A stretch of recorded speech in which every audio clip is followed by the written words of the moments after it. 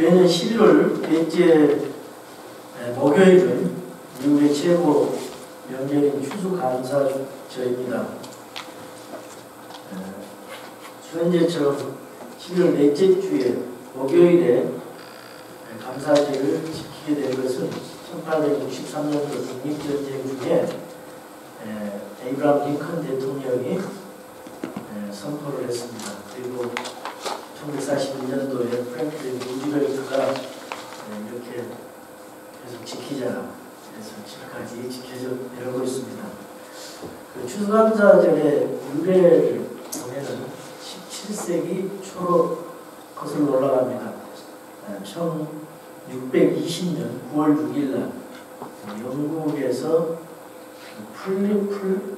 플리머스 항을 출발해서 약 102명으로 이루어진 영국 청교도들이 메이플라워라고 하는 배를 타고 미국의 그 북쪽 지역인 매사추세츠 지방에 도착을 하게 됩니다. 그들이 종교의 탄압과 경제적인 탄압과 박해를 피하여서 자유와 인권을 누릴 수 있다고 믿었던 신대륙에 처음 도착해서 겨울을 맞이하게 되는데 그 2달간의 항해를 통해서 11월 말에 이제 도착을 하게 됩니다. 그런데 추위와 식량 부족을 견디지 못하고 이듬해 봄을 맞기도 전에 절반가량이 죽게 되었습니다. 100여 명 중에서 한 50여 명이 남게 되었습니다. 다행히 살아남은 사람들은 백인들에게 우호적인 태도를 보인 완파노약 아메리칸 인디안 원주민들의 도움을 받아서 곡식을 파종을 하고 또 여름에 풍작을 거두게 됩니다. 그래서 크게 감사한 청년들이 1621년 12월 13일에 이 원주민들과 함께 하나님께 감사하는 예배를 드리고 잔치를 벌였다고 합니다. 그래서 거기에서 유래가 되어서 이제 추수감사절이 생기게 되었습니다. 그들은 이제 여기 와서 교회를 짓고 또 학교를 짓고 자기 집을 지으면서 하나님 앞에 감사하는 그런 절기를 갖게 될 것입니다. 오늘 본문은 예수님께서 갈릴리 사역을 마치시고 이제 예루살렘으로 가시다가 그 중간 지대인 사마리아로 들어가셨다가 그 나병 환자를 고쳐주신 사건입니다. 예수님께서 큰 마을에 들어가시자 그곳에 10명의 나병 환자들이 예수님이 지나가시자 가까이 가지 못하고 단지 멀리 서서 예수님을 부르면서 긍휼히 여겨 주실 것을 호소합니다. 여기 그 문둥병은 사실상 그 유대 율법의 하나님의 저주로 인해서 얻은 그 병입니다. 그래서 부정한 병으로 취급되어 있습니다. 사람들을 가까이 할 수가 없었고요. 전염성이 강하고 파괴적입니다. 그래서 이 소외된 버림받은 삶을 살았습니다. 가정에서 버림받고 신체 사회로부터 버림받은 사람들, 정말 소망이 없고 비참하고 처절한 죽음의 병입니다. 그래서 얼마나 힘들게 그들이 살아갔을까. 이것은 마치 우리 죄인들이 하나님 아래 진노 아래 그리고 저주와 사망 가운데 지옥의 심판 아래 있는 죄인의 상태를 얘기하고 있습니다. 저주받은 죄인들의 상태, 이 문둥병, 나병 환자, 고칠 수 없는 그런 문둥병자의 상태가 바로 구원받지 못하고 세상에서 살아가는 그런 죄인들의 상태를 말하고 있어요. 이 문둥병자들이 이제 격리되어서 이제 함께 살게 됩니다. 그룹을 지어서 영화 배너에 보니까 문둥병이라고 그 동굴 속에서 살아가면서 그 비참한 삶을 살아가는 것을 볼 수가 있었어요. 그래서 같이 이제 함께 다니게 됐는데 그룹으로 그 사람들이 같이 다닐 때는 그 레위기 13장 45절에서 46절에 보면은 그 율법에 이런 말이 있어요. 그 문둥병자는 머리에 써서는 안 돼요. 그리고 입 가리개를 침 튀기거나 그러면 그 전염이 된다 그래서 입을 가리면서 부정하다 그러면서 사람들이 오기도 전에 나는 문둥병자니까 가까이 오지 마시오 하면서 그런 그 율법이 있어요. 제가 한번 읽어보겠습니다. 레위기 13장 45절에서 46절에 그 병이 있는 나병 환자는 자기 옷을 찢고 자기 머리에 쓴 것을 걷고 덮개로 윗입술을 가리고 외치기를 부정하다 할 것이요 그 병이 그에게 있는 모든 날 동안에는 그가 더러우리라. 그는 부정한즉 혼자 살되 그의 처소는 진영 밖이 될지니라. 진영 밖이라는 건 사람들이 살지 않는 그 밖에서 따로 격리되어서 문둥병자들대로 살아간다 그 말이죠. 그래서 그 먼 거리를 두고 주님의 이름을 불렀어요. 코와 입이 또 귀가 썩어 들어가서 큰 소리를 낸다는 것조차도 그들에게는 어려웠을 것입니다. 그러나 그들은 절규하면서 주님을 부릅니다.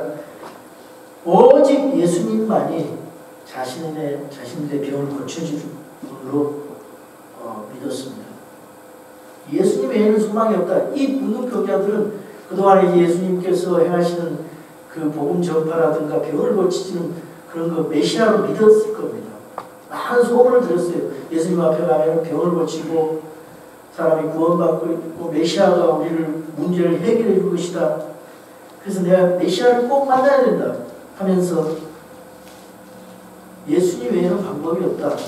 예수님 정말 저희는 가까이 갈 수가 없습니다. 예수님을 마음대로 주님이라고 부를 수가 없습니다. 예수님 저는 가까이 갈 수가 없어서 이렇게 멀리서 간절하게 절규하면서 주님을 부릅니다.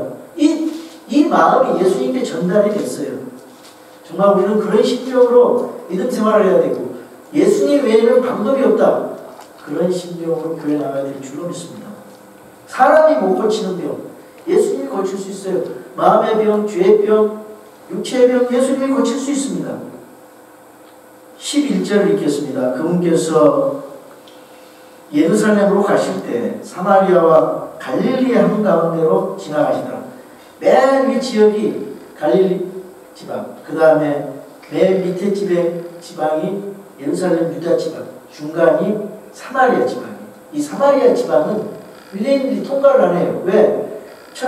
주전 722년도에 아시리아에서 그 북이스라엘이 아시리아에서 멸망을 당한 다음에 그 멸망을 당하면서 그 사마리아 지역은 그 다른 민족들과 이방인들과 이제 결혼해서 그 유대인들은 자기 민족들이 결혼하는데 이방인들과 결혼해가지고 그 이방인 취급을 했어요. 그리고 굉장히 폄하하고 이방인처럼 그 사람들을 이렇게 소외시켰습니다.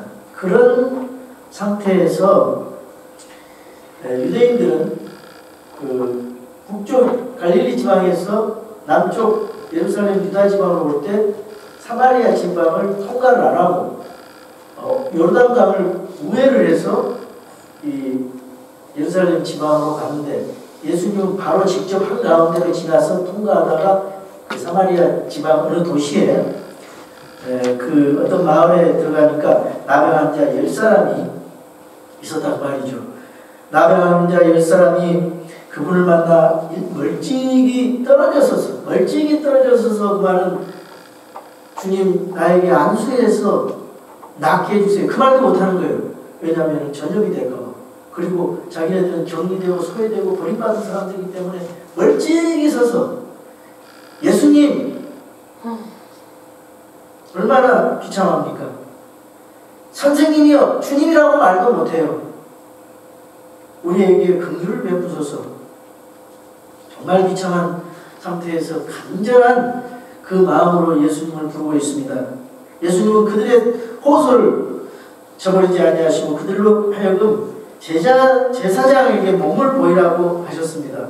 왜 제사장에게 몸을 보이라고 했냐면 율법에 보면은 율법에 그 나병 환자들은 병이 걸리면 그리고 병이 고침을 받으면은 제사장에게 확인을 받고 집으로 가게 되고 같이 공동생활을 하게 되는데 8일 동안 정결례를 지난 다음에 다 확인하고 증거를 대고 이 사람이 옛날에는 문둥병자였는데 지금 깨끗이 나았다 이런 거를 증거를 가지고 제사장이 점검을 받고 이제 집으로 가게 되는 거거든요.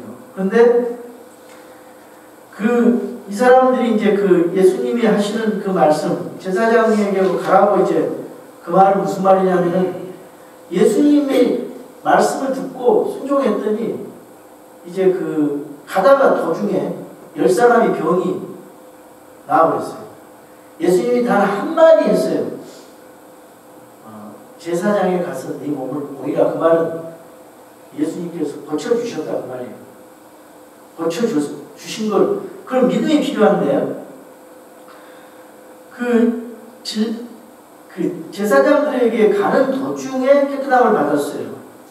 근데 그 제사장들에게 몸을 보이라 한 것은 그들에게 더욱더 많은 믿음이 요구되었어요. 나병이 나을 것이라는 믿음입니다. 이 사람들은 어떤 변화도 없었지만 그저 순종하고 갔습니다. 가던 중 나음을 받았어요. 철저한 믿음과 순종은 불가능을 가능하게 하고 이렇게 병이 났다 이 말이죠. 몸이 썩어져가고 머리카락이 다 눈썹이 다 없어졌는데 가는 도중에 어린아이 같이 세상이 돋아나고 그 피부가 세살이 정상의 상태로 돼서 회복이 됐다 그 말이죠.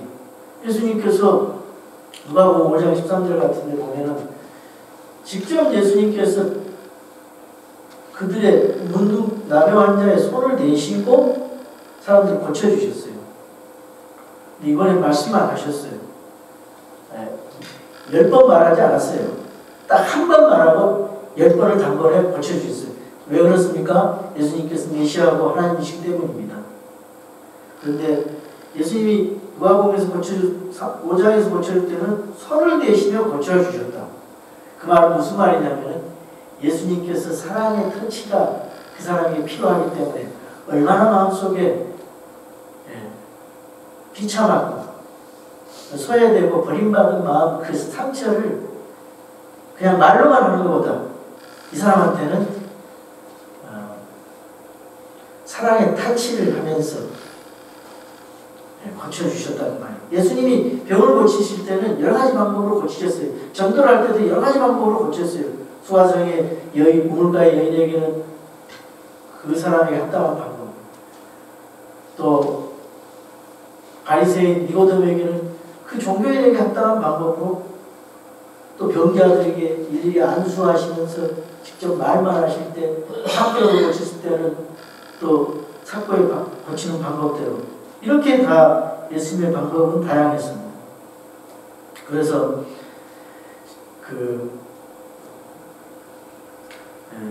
이렇게 고침을 받았는데 여기서 주목할 사실은 이 치유받은 10명의 나병 환자 가운데서 다른 9명의 유대인들은 다 예수님 앞에 와서 감사하지 않았어요. 그냥 제사장에게로 갔어요. 근데 한 명의 사마리아인은 예수님 앞에 다시 와서 하나님께 영광 돌리고 감사를 했다는 사실입니다. 이것이 굉장히 중요해요. 많은 사람들이 하나님 나 병 고쳐주세요. 하나님 이거 해주면 내가 이거 하겠으면 내가 하나님 직장을 주시면 제가 교회 열심히 나오겠습니다. 헌금도 하겠습니다. 그래놓고 직장 주면은 자기 문제 기도 응답 받으면은 그 다음부터는 나몰라라고 감사하지 않고 하나님 감사할 대상도 생각하지 않고 그런다 이 말이죠. 마치 그 유대인들이 9명이 그들이 종교생활을 하고 율법을 알고 또 유대인으로서 그 유대교에 속해 있어서 그런 그 제사장에게로 가는 그런 것을 알할 정도로 유대교에 알고 있지만은 그런 종교인들은 종교 행사에 참여하러 제사장에게로 갔지만은 이방인으로 죄인으로 버림받은 사마리아인은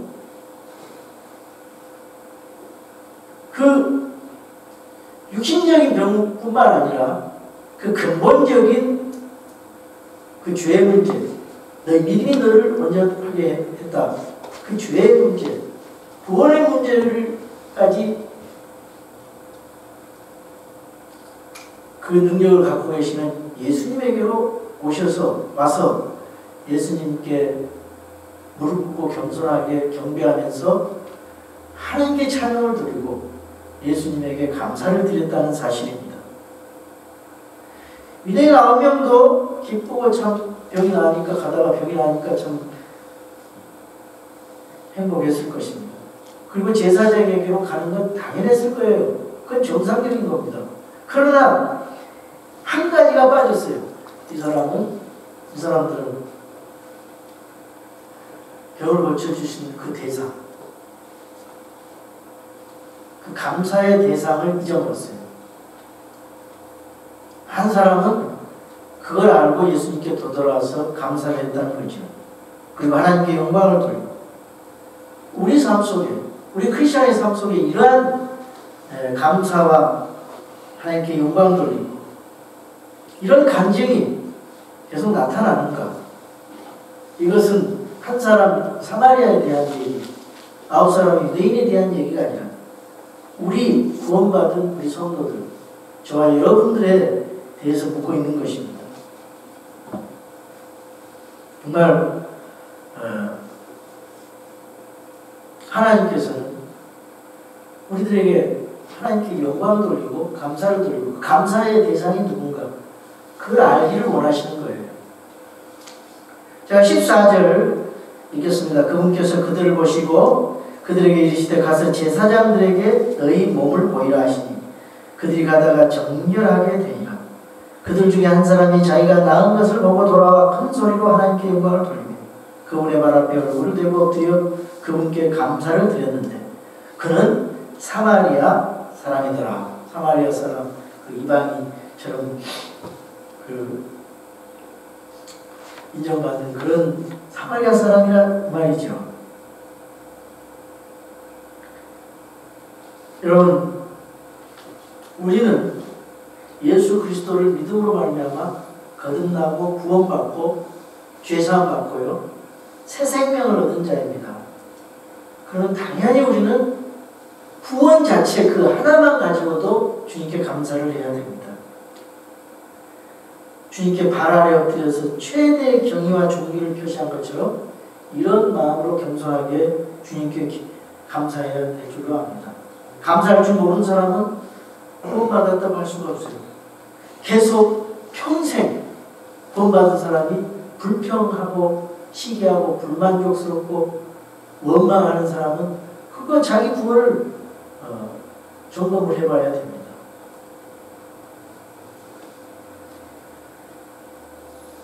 여러분, 구원받은 자가 먼저 해야 할 일은 감사입니다.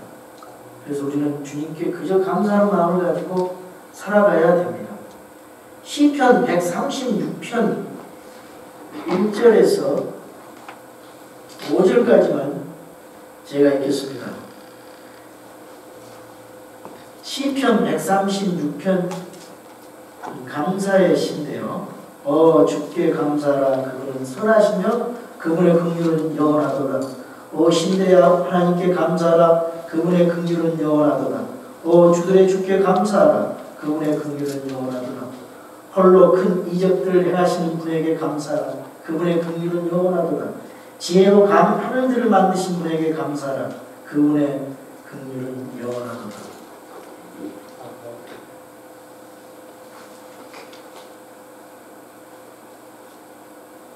이 예수님께 돌아와 감사한 사마리아인은 예수님으로부터 내 믿음이 너를 구원하였다 이런 선언을 듣게 됩니다.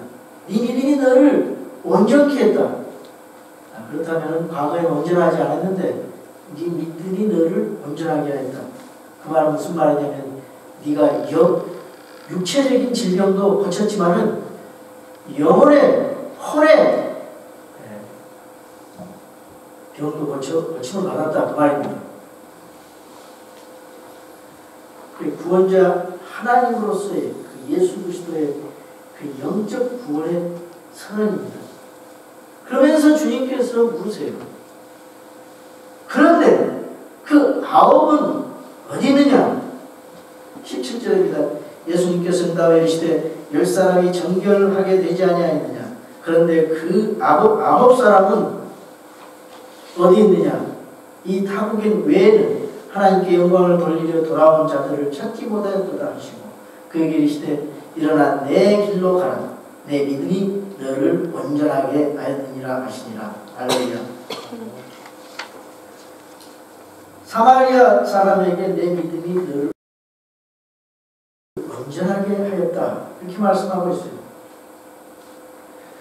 다른 9사람 유대인 나병 환자들은 육신의 치유에 육신의 병을 치유받긴 했지만 영혼의 질병을 해결받지 못하고 이제 제사장으로 갔습니다. 9명의 유대인들은 1차적으로 하나님의 은혜를 수없이 받았으나 하나님께 감사할 줄 몰랐던 유대인들을 대표하시는 궁극적으로 하나님의 은혜를 빛을 받긴 했지만 구원의 은혜에 이르기까지 나아가지 못한 감사하지 못하는 나고자들을 대표한다고 생각할 수 있습니다. 여러분, 우리가 사는 현 시대는 가장 많은 것을 가지고 있으면서도 누리고 있으면서도 감사하지 못하고 만족하지 못하고 불평하는 시대에 살고 있습니다. 우리는 예전과 우리나라도 30년 전만 해도 먹을 것이 없어서 굶었던 그런 시절이 있었습니다. 그러나 이제는 좋은 차, 좋은 교육, 훌륭한 가정에서 여행도 즐기고 여가도 즐기고 좋은 교육을 받고 먹을 거 입을 거 풍성한 가운데 우리가 살고 있습니다. 하나님께서 우리 대한민국에 그리고 미국에 살게 해준 것에 대해서 감사해야 돼요. 감사해야 됩니다. 지금도 아파하면서 병들어서 하루하루 힘들게 숨을 헐떡거리면서 살아가는 사람도 있어요. 지금도 소변을 배설이 안 돼서 이렇게 피를 걸리면서 하루하루 살아가는 사람들이 있어요. 그런 사람들에 비하면 우리는 얼마나 건강합니까? 지금도 먹을 것이 없어서 입을 것이 없어서 잠잘 곳이 없어서 그렇게 살아가는 사람들이 있어요. 그런데 우리는 신발만 해도 여러 개고 입을 옷도 많고 먹을 것도 많고 냉장고에 음식이 남아 돌아나고 그런데 옛날에는 없는 가운데서도 서로 나눠 먹으면서 행복을 누리고 만족을 누리면서 불만족스럽지만 기뻐하면서 행복감을 보면서 아기자기하게 살아가는데 많은 것을 가졌음에도 불구하고 사람들이 우울해하고 행복감을 느끼지 못하고 불만 불평을 하고 시기를 하고 그 감사를 하게 하는 부모님과 또 그 감사 잘되게 하는 그런 선생님들에게 대언망덕의 행위를 한다면 이게 문제라 그 말이에요. 여러분이 누리고 있는 그 풍요를 이게 당연시하면은 문제라 그 말입니다. 우리는 배고픔의 시절을 겪었어요. 여러분, 우리 자녀들이 잘되게 하기 위해서 미국까지 와서 좋은 교육을 그러면 자녀들은 생각을 해봐야 돼. 아버지 어머니가 이렇게 힘들게 나를 위해서 일하고 힘들게 애쓰면서 나는 정말 아버지 어머니에게 감사해야 되겠다. 네. 나를 이렇게 미국까지 데리고 와서 이렇게 좋은 교육시켜줘서 감사하겠다. 그 전에 우리 하나님 앞에 물론 감사해야 되고 주 안에서 부모님께 공경하고 감사해야 된다 이 말이죠. 부모님이 없는 사람도 있어요. 부모님이 아무리 못났어도 부모님이 있는 자체가 감사해요. 요즘에 그 노인 부모들을 학대하고 잘 케어하지 않고 보살 지내지 않아가지고 그 어떤 사람이 이제 그 경찰에 구속이 됐는데 아버지가 한마디 하니까 아들이 그냥 그 아버지를 밀쳤다는 거예요. 그러니까 어머니가 자식 잘못 키워가지고 저런 거니까 그냥 잊어버리고 용서하고 그냥 내버려둡시다. 자식들이 자녀 부모님에게 돌보지 않고 죽든 살든 내팽개쳐버리고 그래서 요전에 그 어떤 신문기사에 보니까 어떤 모텔에다가 나이 많은 어머니 그 아버지를 놓고 그거를 먹을 걸 주지 않고 돌봐주지 않아가지고 돌아가셨다고 그런 기사도 나오더라고요. 왜 그러냐? 이 부모를 공경하자고 감사하지 않는 그런 시대에 살고 있어요. 그래서 디모데전서 3장 2절에 보면은 마지막 날들의 사람들이 자기를 사랑하며 디모데후서 3장 2절에 보면은 자기를 사랑하며 탐욕을 부리며 자랑하며 교만하며 신성모독하며 부모에게 불순종하며 감사하지 아니하며 그랬어요. 감사하지 아니하며. 감사는요 인간이라면 당연히 해야 할 마음입니다. 하나님의 속성은 감사입니다. 마귀의 속성은 불평과 불만족과 원망 시기입니다. 하나님의 속성을 원망 불평 그거 바꿀 수 없어요. 마귀 속성을 감사로 바꿀 수가 없어요. 중국에는요 14억 정도의 인구가 있는데 1억 정도가 정신병자가 돼요. 계속 불평하고 불만하고 일가구 한 가정에 한 명만 등록이 돼요. 그러니까 나머지는 전부 주민등록이 없는 거예요. 이 사람들이 폭동을 일으키고 문제를 일으킨다 이 말이에요. 이 사람들의 가장 큰 문제는 뭐냐? 감사하지 않는 거예요. 그래서 정신병자들이 많다는 겁니다. 여러분 미친 사람들은 감사하지 않지요. 그 말은 무슨 말이냐면은 감사하면 미치지 않는다. 그 말입니다. 이 사마리아인은 배은망덕하지 않는 사람이에요. 기쁘게 감사하고 겸손한 사람입니다. 하나님 이런 사람들을 기뻐하시고 더욱 사랑하십니다. 예수님을 믿는 사람들이 감사하지 않는 것은 전혀 어울리지 않습니다. 여러분이 받은 복을 세워보시기 바랍니다. 하나님 이렇게 복 주셔서 감사합니다. 나에게 이렇게 좋은 걸 주신 거 감사합니다. 비교하지 마세요. 상대방에게 비교하면 불평, 불만이 생겨요. 여러분 감사에 인색하지 마시기 바랍니다. 감사와 찬양을 이겨나가고 항상 넉넉하게 살아가시기 바랍니다. 은혜를 받는 자는 많으나 감사하는 사람이 적습니다. 감사하면 모든 것이 좋게 보이고 불평하면 모든 것이 나쁘게 보이는 것입니다. 감사를 하면 무슨 일이 잘 됩니다. 불평하고 원망하면 우울증에 걸리고 불만족스럽고 더욱더 불만족이 증폭되어서 사람들에게 화를 내게 되고 마음의 진노가 분노가 있는 것입니다.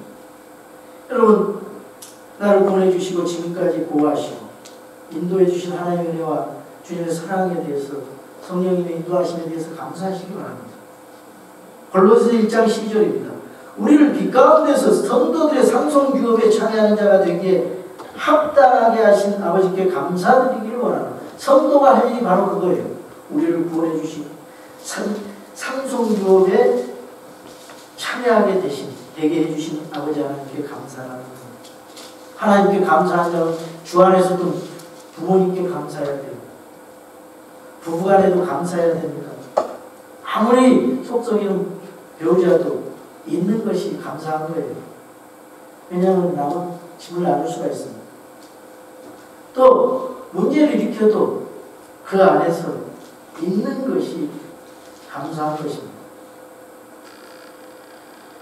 여러분을 영적으로 인도하는 목사님들에게 감사하십시오. 선생님들에게 감사하십시오.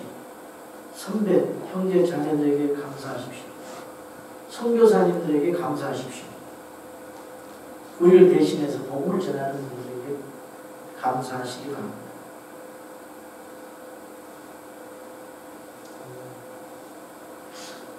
우리가 매너리즘에 빠지고 신앙생활, 교회생활에 타성에 젖어 있으면 감사하지 않게 됩니다. 그러나 감사하는 자는 더욱더 은총을 받습니다. 빌립보서 4장 6절에서 7절입니다. 아무것도 염려하지 말고 오직 모든 일에서 기도와 간구로 너희가 요청할 것들을 감사와 더불어 하나님께 알리라. 그리하면 모든 이해를 뛰어넘는 하나님의 평강이 그리스도 예수님을 통해서 너희 마음과 생각을 지키시리라.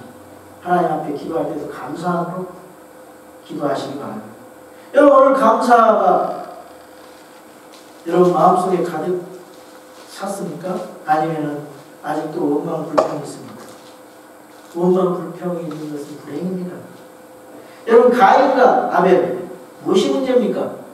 에서와 야곱, 사울과 다윗,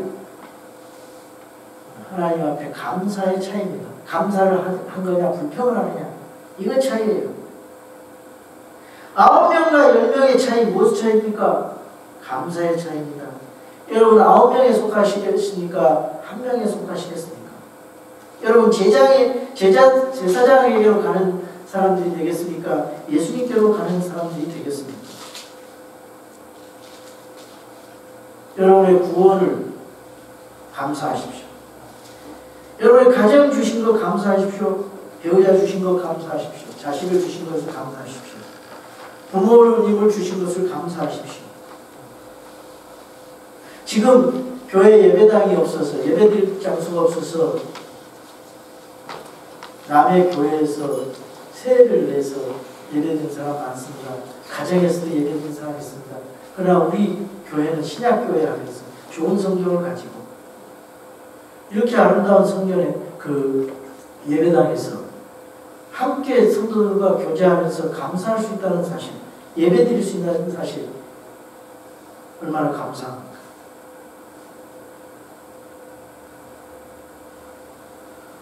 우리가 조그만 마음을 바꾸면은 감사할 것이 천지예요.